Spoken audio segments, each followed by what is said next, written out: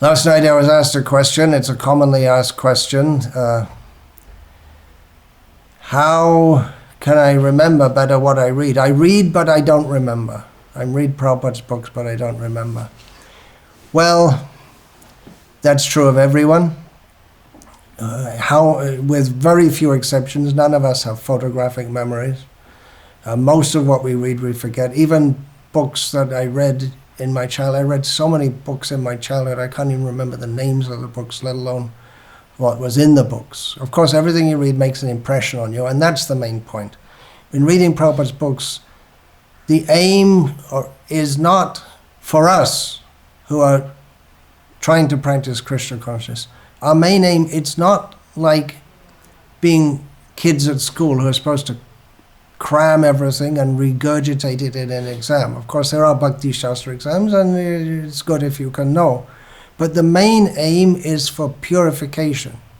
By coming in contact with the instructions, then gradually that remolds our mind and makes an impression in our mind and helps us to keep on track in Krishna consciousness. And then that's in the philosophy, and then there are also pastimes, and we become attracted to the pastimes of Krishna. So the main aim is purification. And some people have very good smriti shakti, power of memory. In Kali Yuga, smriti shakti is generally very poor, but still there are some people who can just remember a verse, just hear it once, say it once, and remember it. And there are others who try, but they just can't learn it. So people have different levels. Definitely we want that devotees understand this philosophy and are able to repeat it for preaching. But again, people have different levels, and not everyone is going to be able to absorb all the facts and information.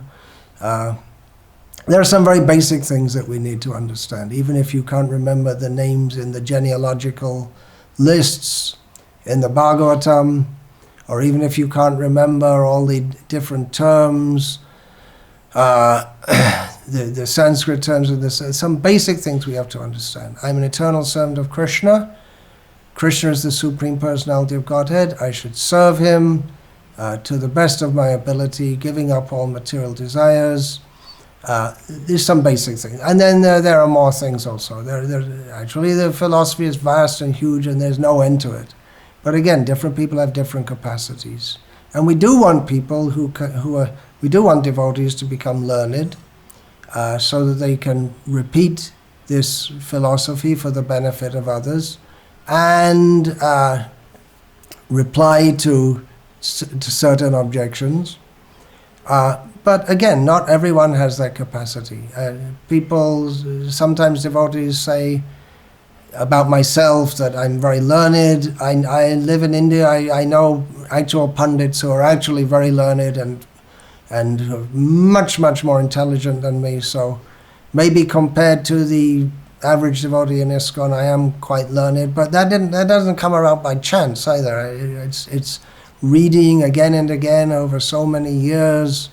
Just have a practice of reading, and don't be disappointed if someone has a better memory skills than you, memory capacity. You do according to your capacity, and Krishna will be pleased, and you'll become purified if you read with sincerity. The attitude of Arjuna, Krishna spoke Bhagavad Gita to Arjuna, and Arjuna said to Krishna, Sarvam etadritam manye yanmang vadasi Keshava. I accept everything you say, Krishna, as the truth. That's all. Don't lament. Go on reading. As you read more and more, and then gradually you'll understand more and more, and you'll remember more and more. And again, people have different capacities. And chant Hare Krishna from your heart. Hare Krishna.